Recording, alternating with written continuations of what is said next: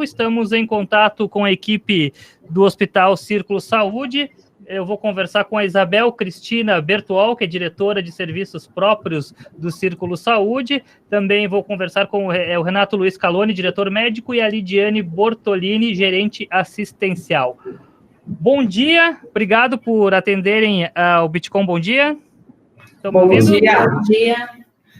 Muito bem, a gente tem feito esse trabalho, essas entrevistas, já conversamos com o Hospital Geral, já conversamos com o Hospital Pompeia. A ideia é entender como é que está a situação em cada um desses pontos. Para começar, então, em linhas gerais, pode ser pela Isabel, como é que está a situação hoje, atual, do Hospital do Círculo? Então, bom dia a todos. Para nós é uma satisfação poder estar aqui contribuindo com informações para a população.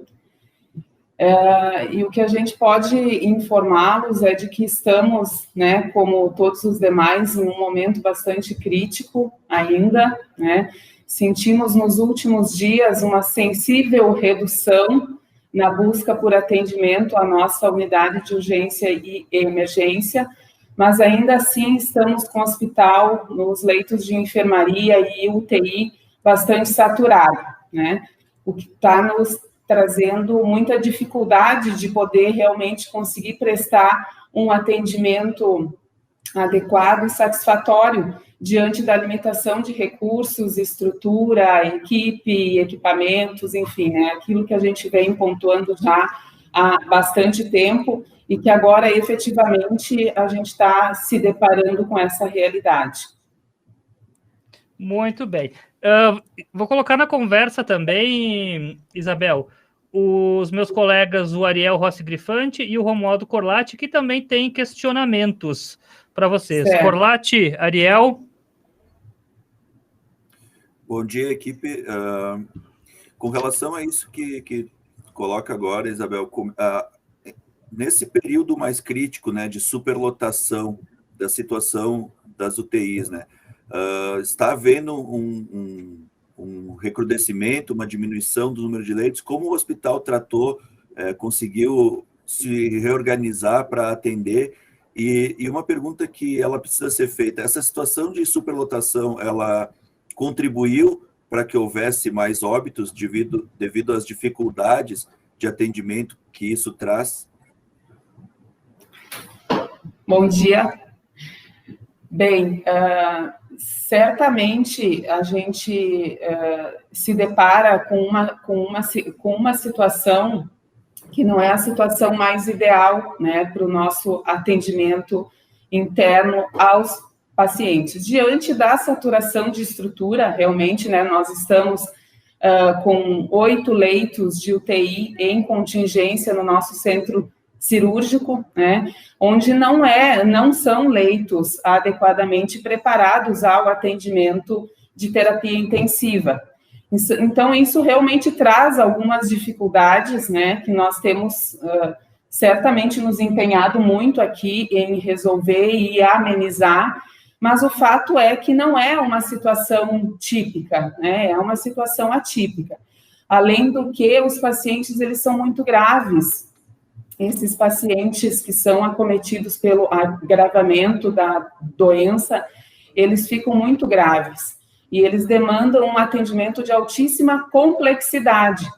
Então, isto, concomitante a essa limitação de estrutura e equipamentos e até equipe preparada, né, porque nós estamos hoje com escala médica, que o número de intensivistas é insuficiente à necessidade de escalas.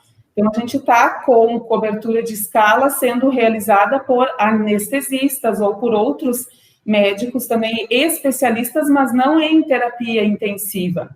Além do que, a equipe de enfermagem também é a equipe da sala de recuperação, né, que não é uma equipe que também tem a expertise e a capacitação para atender em terapia intensiva.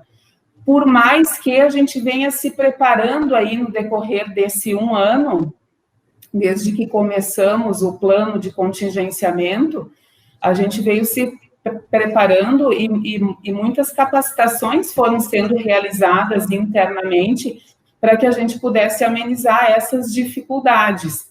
Mas essa não é uma condição ideal e que a gente consiga resolver a curto prazo ou até médio, como foi esse último ano, né? Então, a gente tem hoje dificuldades também mais acentuadas pela exaustão da equipe, né? É um ano de um cenário muito incerto, aonde realmente traz uma sobrecarga e uma ansiedade muito grande das equipes, e isso traz alguns prejuízos também.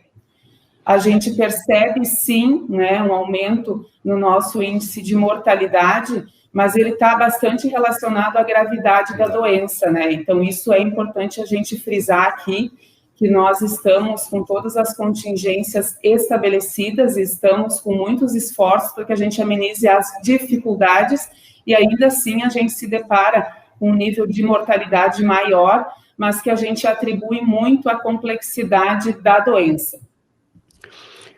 Muito bom dia para todos que estão participando com a gente.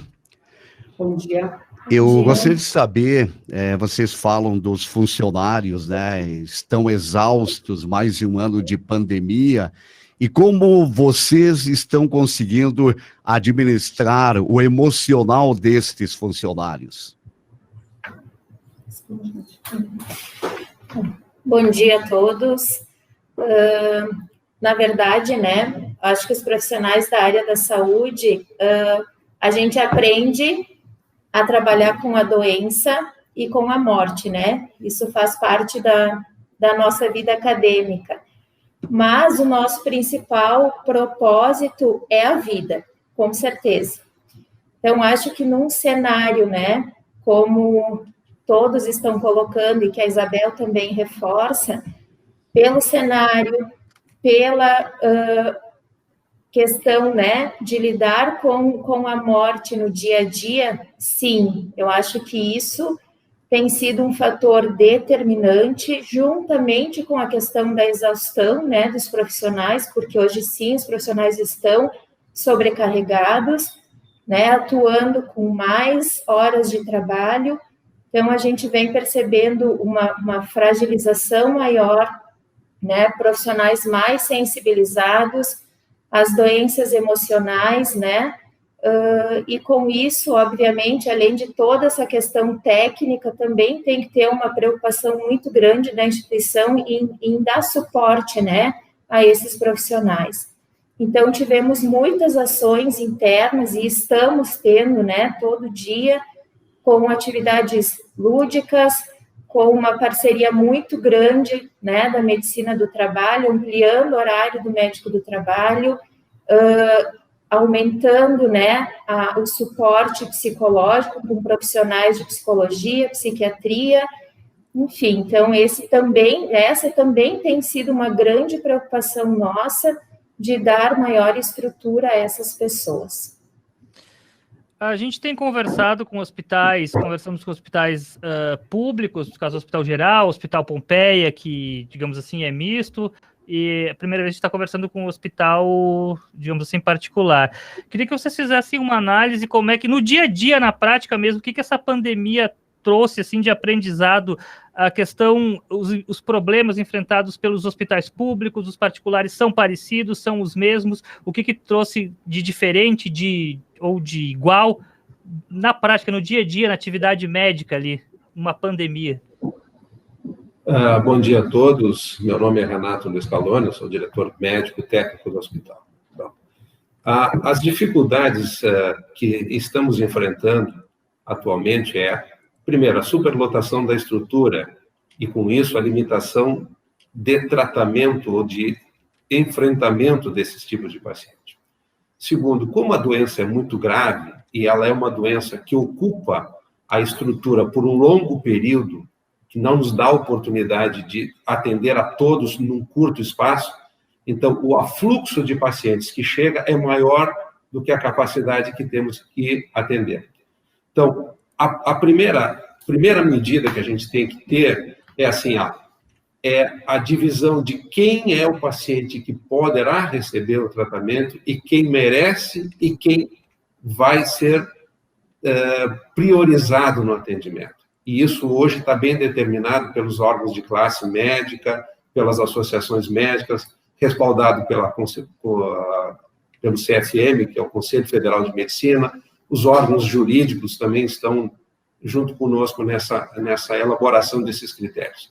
Então, o primeiro aprendizado que nós tivemos é, infelizmente, nós temos recursos limitados para um número muito maior de pacientes que possam receber. E isso nos traz um desgaste emocional muito grande, porque nós temos um momento que decidir em cima de critérios quem é o paciente que vai receber a priorização desse tratamento e qual que vai ser preterido nessa seleção.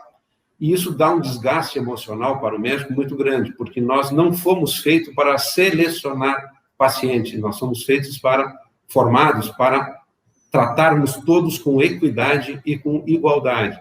Mas, nesse momento, não tem mais como fazer isso, porque nos dá essa condição de termos que priorizar quem tem maior condição sobre aquele que tem menor condição de sobrevivência. Estatisticamente, a gente sabe, a idade não é um fator limitante, mas hoje a gente sabe assim, paciente de 80 anos que vai para a UTI, a chance de sobrevida dele é de menor do que 15%. Então, veja a nossa dificuldade, nós temos que pensar num complexo muito grande de dados e de pessoas e de complexidade das pessoas para definirmos qual é o melhor tratamento para cada um. Não é uma situação em que nós tenhamos que decidir para todos a mesma coisa. E isso nos traz uma dificuldade muito grande e é um aprendizado muito doloroso para nós médicos. Senhores, nós temos um tempo limitado aí. Márcio, quantos minutos ainda? Dá para fazer mais uns 3 minutos. Tá. Eu vou fazer 2 perguntas que eu considero bem importantes. Uma, então, para o doutor Renato e outra para a Isabel, ou como diretora, ver quem fica melhor responder. Vamos tentar nesse tempo, tá? Doutor Renato, aproveitando essa janela, esse espaço para falar sobre o tão reivindicado por algumas pessoas tratamento precoce, sua efetividade ou não, como o hospital lida com isso, se é usado ou não. E, Isabel, as flexibilizações da bandeira vermelha, elas são um risco para o sistema de saúde e como está a questão dos insumos, como kit, intubação e oxigênio? Doutor Renato, então, se o senhor puder falar do tratamento precoce, em seguida, Isabel, sobre essa outra questão. Em relação ao kit precoce, nós não estamos adotando no hospital por protocolos. Estamos baseados no nosso serviço de comissão de infecção, na melhor literatura, na melhor evidência médica do mundo, que não recomenda, até desestimula, proíbe em alguns lugares o uso de esses kits precoces, porque eles não têm tido nenhuma evidência de que eles são preventivos no sentido. O que temos visto é pacientes que usam o kit preventivo de forma aleatória ou recomendado por alguns colegas médicos não especialistas, é que esses pacientes vêm muito pior do que eles deveriam. E hoje já tem na literatura médica e na literatura e no jornal pacientes que usaram isso e que estão na fila de transplante de fígado e que estão morrendo. Então, fortemente eu recomendo que não usem, não vão atrás de promessas, porque nós não temos maneira preventiva de evitar o vírus. A única forma de evitar é a vacinação em massa, distanciamento social, uso de máscara, medida de higiene. E não há outra alternativa nesse momento.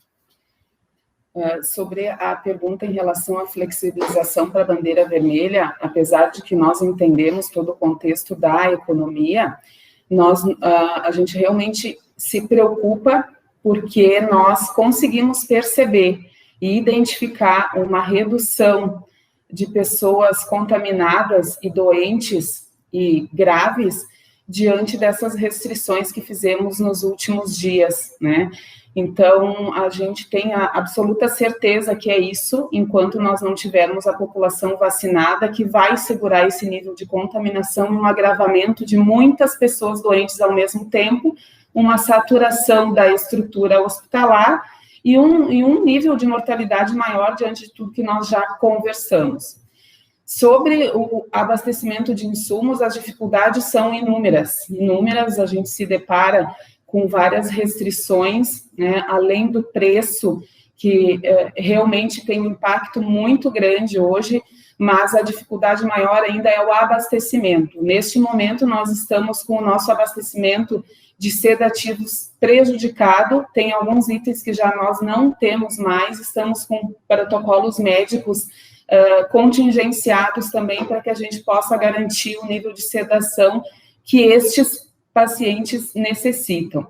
Em relação a oxigênio, nós ainda não tivemos comprometimento no abastecimento, apesar de que o nosso tanque de oxigênio, num consumo normal de 4% a 6% diário, passou para 22%. Então, a gente está realmente com os portões abertos aqui para o nosso fornecedor entrar a qualquer momento, porque eles estão com dificuldade de logística para poder fazer o abastecimento do nosso tanque, que tem durado de 72 horas no máximo, né? Então, a gente tem um consumo muito grande de oxigênio também, e a dificuldade é realmente pela logística, mas até agora não tivemos comprometimento no abastecimento. Ok. Isabel, Lidiane, Renato, equipe lá do Círculo Saúde, do Hospital do Círculo, muito obrigado por essa entrevista. Claro que renderia muito mais, mas estamos à disposição de vocês quando quiserem divulgar algo e a gente espera conversar mais vezes também para esclarecer mais sobre esse assunto, passar essas orientações, entender como é que está a situação de vocês. Muito obrigado por essa entrevista. Obrigada, estamos à disposição.